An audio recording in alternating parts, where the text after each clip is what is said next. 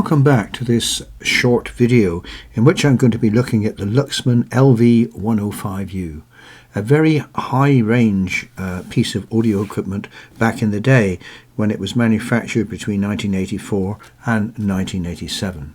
It's got some quite unusual features. It uses first stage J-FETs, and the second stage it uses two 6C G7A vacuum tubes which are visible through the front. You can also preheat these tubes before turning the amplifier on, and also uses MOSFETs in lieu of the typical output stages. So a very unusual amplifier, and in its day very expensive, and still sells nowadays for well over £300 on eBay. Hello again and welcome back, and back to my workshop this time. It makes a change from travelling to places far and wide like Watchet and into the centre of Bath. So I'm back in my workshop, and I feel a little bit zen today because I've been given the opportunity to look at this wonderful piece of hi-fi history. It's a wonderful amplifier. It's a Luxman LV-105, and it's let me just give you a few facts about it. You might be able to see from the video, but I'll give you a close-up later, that it's a hybrid amplifier, and it's a two-channel amplifier. It works at 70 watts into 8 ohms and 105 watts into 6 ohms. But interestingly enough, the two tubes, the two 6C G7 valves that are used in the preamplifier are actually visible through the front of the case. It's a wonderful machine, and it was given to me because, not given to me, I wish it was, but it was given into my trust to repair because the owner found it after about 5 or 6 years stored in his garage. And as you can imagine, when I first powered up, there was a lot of issues. In fact, it didn't power up on phono at all. So quite a simple job actually to take the top off and to examine it. There was no water damage as such that I could see, but it was very, very dusty and dirty inside, and as a consequence the tone controls, the volume controls, and the selector switches particularly were almost inoperable. So after a good clean, a very careful clean in a brush and a hoover, and then sparing amounts of switch cleaner on all the controls, I ventured to power it up, and it powered up wonderfully. So that's it. It's a lovely amplifier, and apart from anything else, it weighs an absolute ton. Plenty of ventilation on it, and I've had it on now for an hour or so, and you can feel the heat. So very, very important not to put other equipment on top of this without adequate ventilation. But I've never actually seen one before, or an amplifier before, with a valve preamp actually built into the amplifier. So it's lovely, and I'm going to give you some photographs now of the amplifier itself and some shots inside when I was cleaning it and getting it ready for its first power up for a number of years. Now unfortunately, although it sounds absolutely wonderful, I cannot play any music on it because of YouTube restrictions. So the music you'll be hearing is copyright free, and it is not, emphasised, not coming from this machine. So thank you for your interest. Hope all is well with you. So let's get started in having a brief look at the Luxman LV-105 Integrated Amplifier.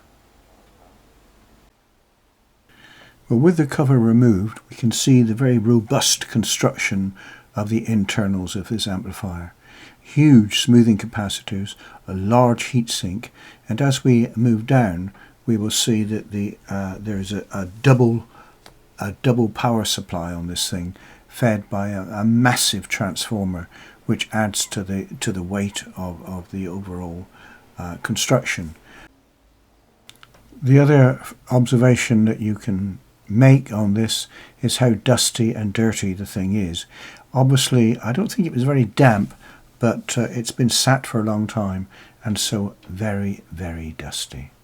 So before reassembly, let's have a little listen to this machine. As I said earlier, it's not the original music from the disc that's playing. It's music, royalty-free music from YouTube. But just imagine that it's coming out, and let's have a little listen. And then we'll put the whole thing back together again.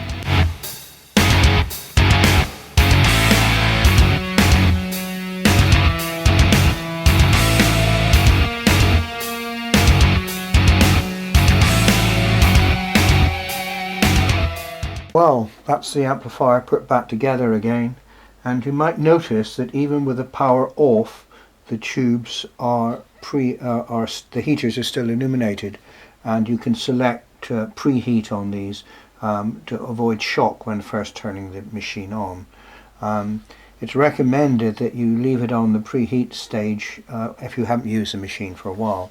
And I've been doing some research into Luxman, and I must admit I didn't know very much about them, but they were a Japanese company, and they originated way back in the 1920s, like mid-1920s, and they're still going strong today. The LV-105, this particular machine, which is in immaculate condition, was released in the early 1990s, and I don't know the cost of it then, but it's still available today on eBay, but it's £600 plus, and that doesn't include carriage, and it does weigh an absolute ton, so it's a very heavy machine. There's some mind-boggling facts about Luxman as well. I've just been looking on their website, and their new amplifiers, integrated amplifiers, the M10X is now available at £16,000. That's a little bit eye-watering, and if you add on to that their new turntable, which comes in at 5k, so you're talking about over £20,000 for the amplifier and a turntable to match it, and that's not counting speakers or any equivalent stuff that goes with it. So very high end, very expensive, hugely top rate reviews on it. I just love to listen to the new machine that they have. You can get a slightly cheaper one, the L507Z, which is another new production from them, and that comes in at a mere £8,000. So there we go. And it's also coming up to Luxman's 100th anniversary. So you don't keep going that long without producing high quality equipment. And I think this is the most expensive piece of hi-fi kit I've been asked to look at, and I was very privileged to actually given the chance to look at it. So there we go. Regretfully, it's going to go back to its owner soon, who I hope will, and I believe from what I know about them or him, he has the top range speakers and decks and things to go with this piece of equipment. Obviously he's got more modern stuff, but I think this is going to be an important part of his collection. So there we go, that's the Luxman, and the Luxman LV-105, and it's a beautiful piece of kit.